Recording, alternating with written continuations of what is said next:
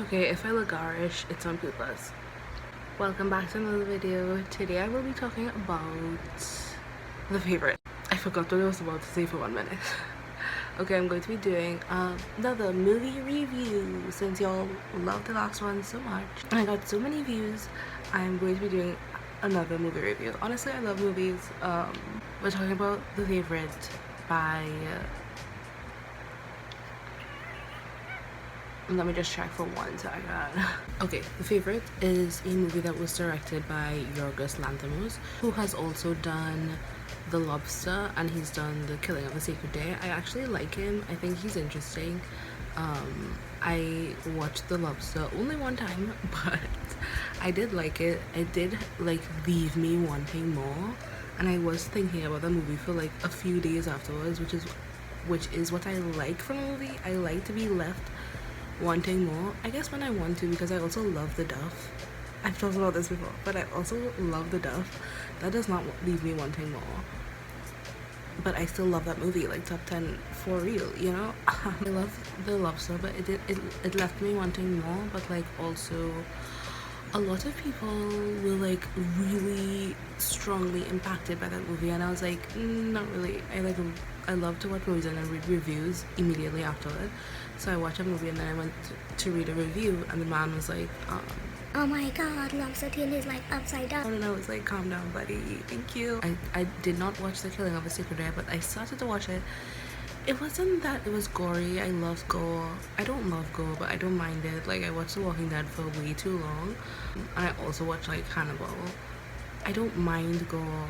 Gore is fine, but it's like when I went to watch it, I was eating, and the first scene is like the inside of an open deer, and I was like, I think I'm not really in the mood for this right now.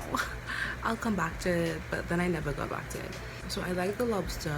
Oh my god, I just realized Rachel Weisz was in The Lobster as well. Cool. I love her. I watched the movie because I was like, Rachel Weisz and Emma Stone doing lesbian things, and also I saw the video of Olivia Colman winning Best Actress, and I was like, oh, she's so endearing, maybe I should watch this movie. So that's why I watched it. Also because Sophie Carter-Khan, who is one of the podcast hosts for the She's All Fat podcast, recommended it, and you know, when one woman I like recommends something, I do it.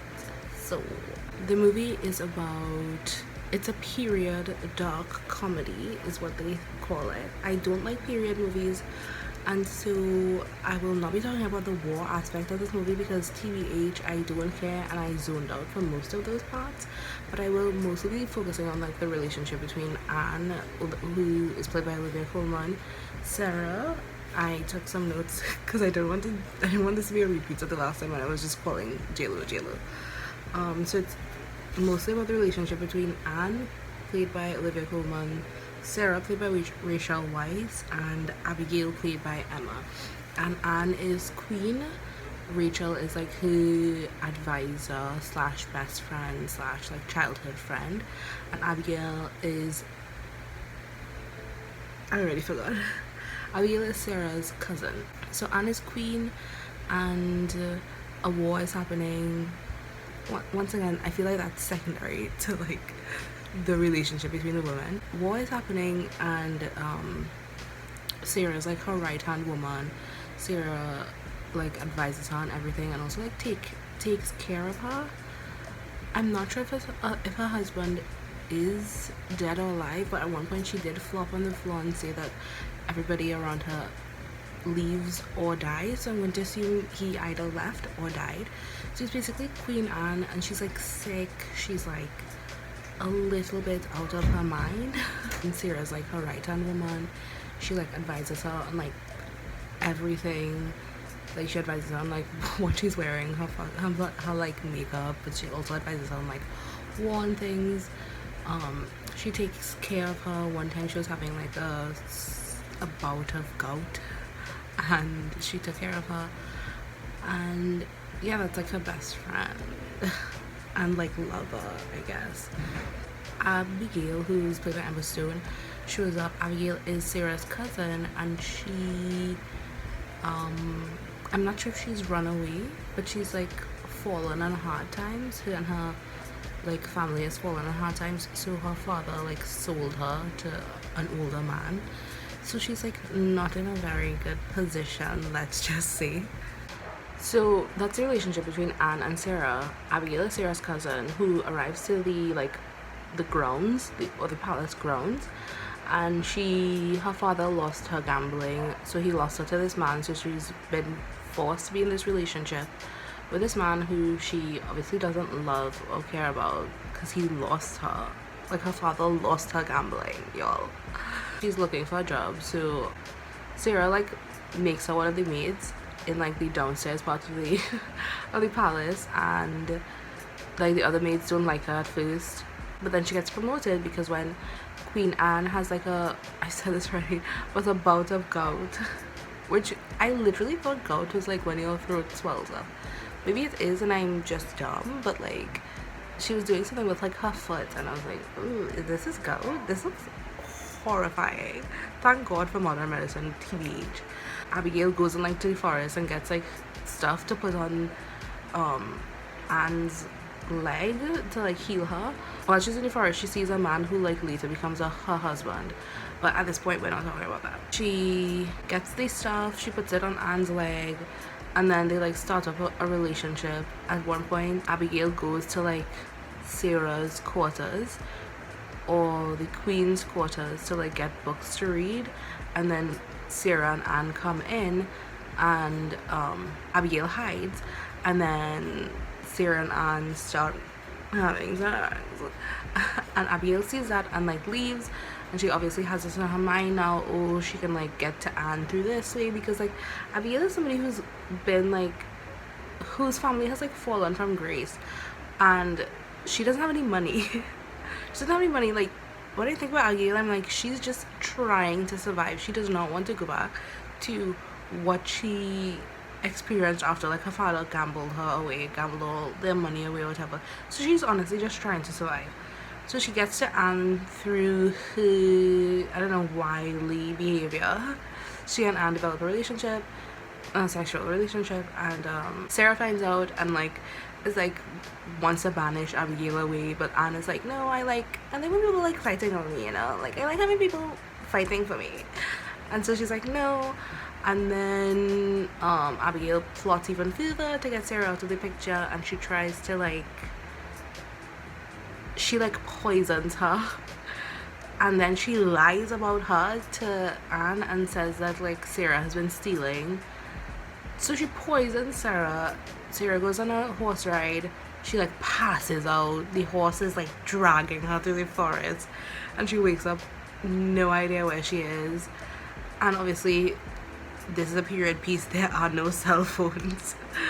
And I think right before this, Abigail and Anne had an argument, and so when Sarah, sorry, not Abigail and Anne, right before this, Sarah and Anne had an argument. So like when Sarah doesn't show up, Anne just like assumes they're like having an argument, and and like she doesn't send for her or anything. Meanwhile, Sarah is absolutely just dragging on the floor.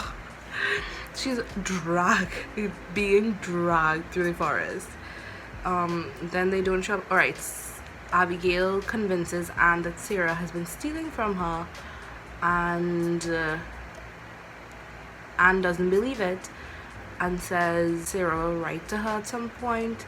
Sarah does write to her. This part made me so mad, but Abigail finds the letter and like burns it, and then Anne breaks up with Sarah and like banishes her and her husband.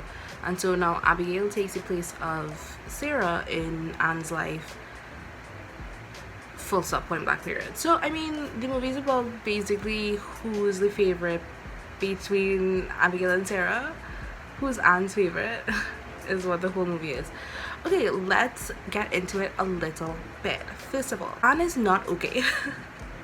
Anne is sick, not only physically, like she's sick, she spends most of the movie like truly unwell. Like she looks like she's about to die, and truly it was set in 1708 and she had gout, so she was truly on the verge of dying in this entire movie, but she's also like, as I said earlier, a little bit out of her mind. I love this movie because it's funny. It is so it's not like laugh out loud funny, but it's like it's very humorous. At one point in like the first 10 minutes of the movie, this was the point where I was like, I'm going to love this movie. When Anne comes into a room and Sarah says she looks like a badger.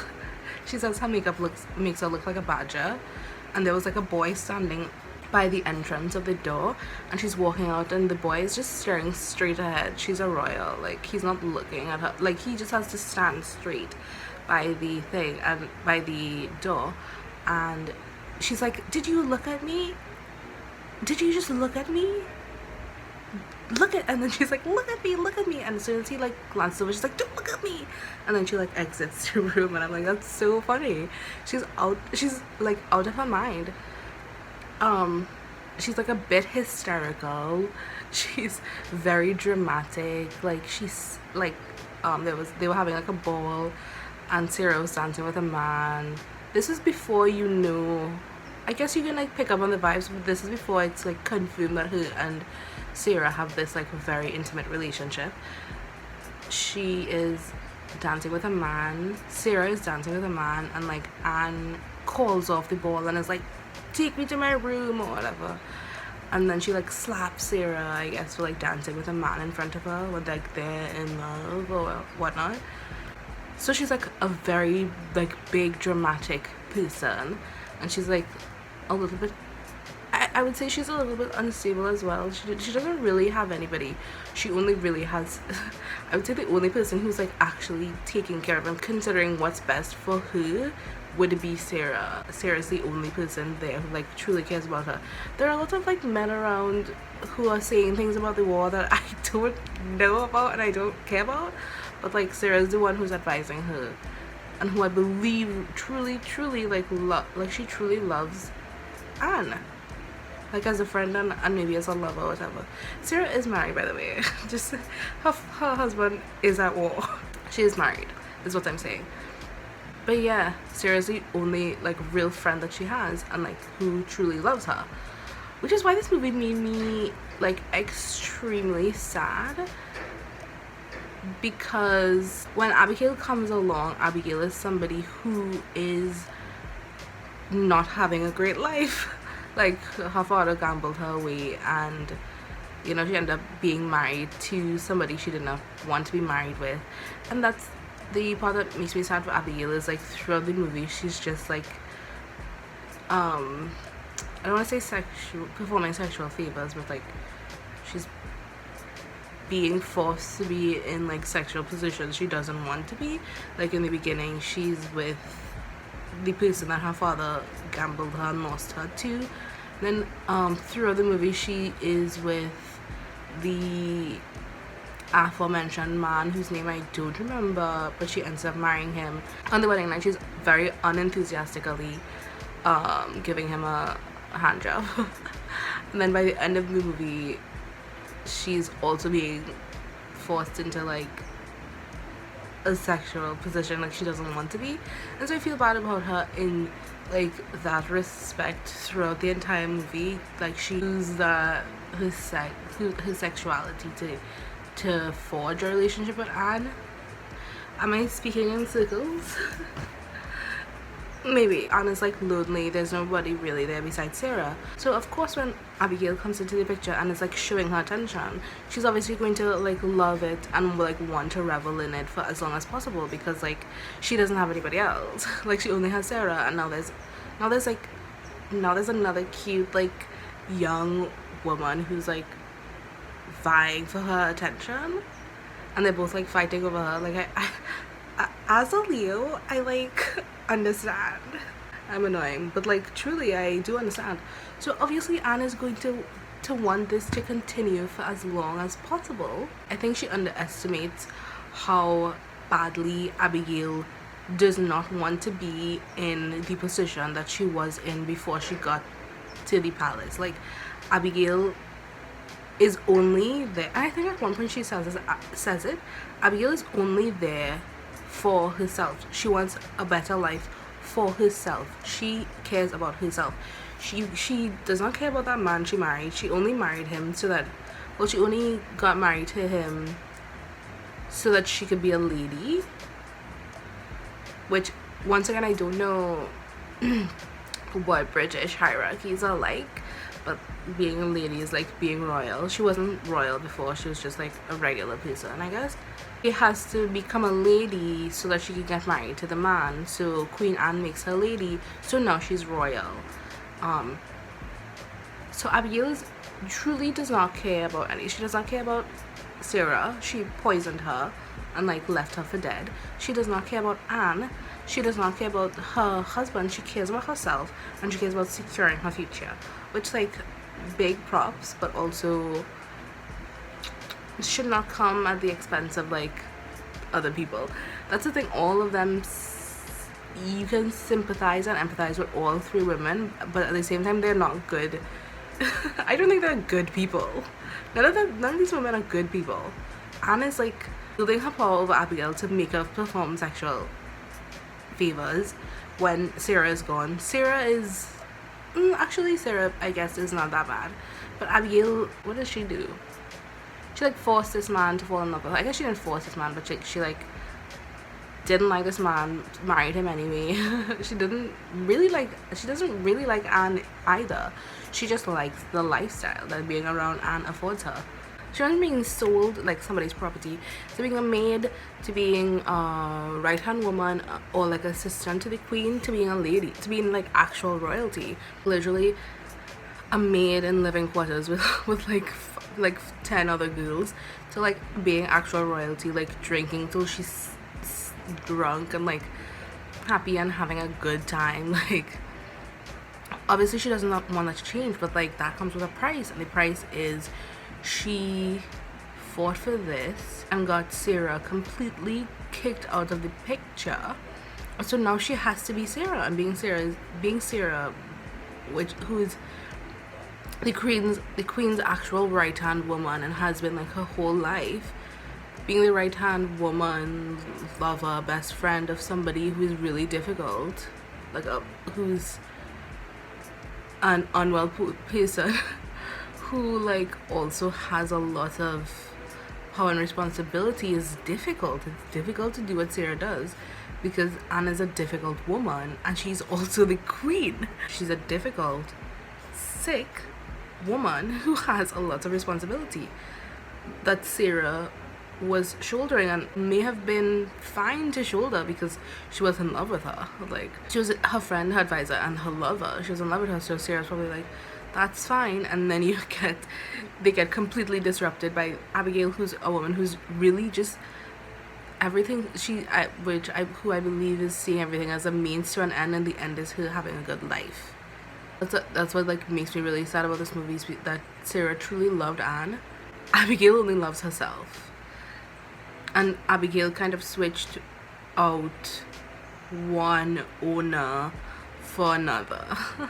You know, at the beginning she's been owned by this man whoever her father like lost her to, and she switches him out for Anne, who only after she has banished Sarah and her husband realizes that. Like, she realizes it's too late. She only realizes after Sarah has been banished, and there's a point where you truly see. So this movie is very like absurd in like a few interesting ways. Like when Sarah and Anne were having an argument through a door, and Anne is like, you have to give me back your key, and it's this key that Sarah has around her neck. It's like massive, it's huge, because they're in a castle, like these huge doors, and it's a massive key. She's like, you have to give me back the key, and she's like taking off this big thing, which is like, people do that in modern times, but the key is like it's a tiny thing. You just have to give it. They make it this show of her with this huge key around her. And it's also like absurd in that the queen, Anne, keeps 17 rabbits, one for every one of the children she's lost, which like Anne is unwell. I'm like, not all there, but it's understandable. If I lost 17 children, I probably would not be, and also still had to be queen, I would probably not be all there myself. And one of the last scene is Abigail thinks Anne is sleeping, and she like takes her foot and just presses it onto the neck of one of the rabbits. And listen, none of these women are good women, but I think Abigail is the worst. She just like presses her foot on the neck of the rabbit, and it like squeals a little bit, and Anne like sees that. Imagine. Oh my god. Like, she doesn't care about Anne. She does not like Anne. These rabbits are representative of Anne's lost children, and she's pressing her foot on the neck of the rabbit, and then Anne calls her over to like service her. That, and the movie ends with like Abigail also does not want to be doing this, obviously, but Abigail like servicing Anne in a sexual way, and it's like intercut with like rabbits. It's very weird and interesting, but like it's very weird. I was like, while that entire scene was going on, I was like, this can't be the end, right? And then it was the end. I love yogas. Yes, this movie is interesting in like a few different ways. Yeah, so Abigail switches up one like owner for another, and what's Abigail going to do when Anne calls her over and is like, rub my thighs or whatever? She can't say no, like, because Anne is the reason she has the life that she has. Like, Anne is the person with the most sort of... Anne is queen. Like, who has more power than the queen? She can't tell the queen no. She made her a lady so that she could have a good life. She's taken her in so she could have a good life. She can't say no. And that's the part that I feel like is very saddening, because Abigail does not want to be doing this. But this is what like she fought for. And like in that moment I feel like Anne realizes that she's made a huge mistake, because Sarah really did care about her and Abigail doesn't. Abigail's only doing what she's doing because she has to, and that's the part that makes it so sad.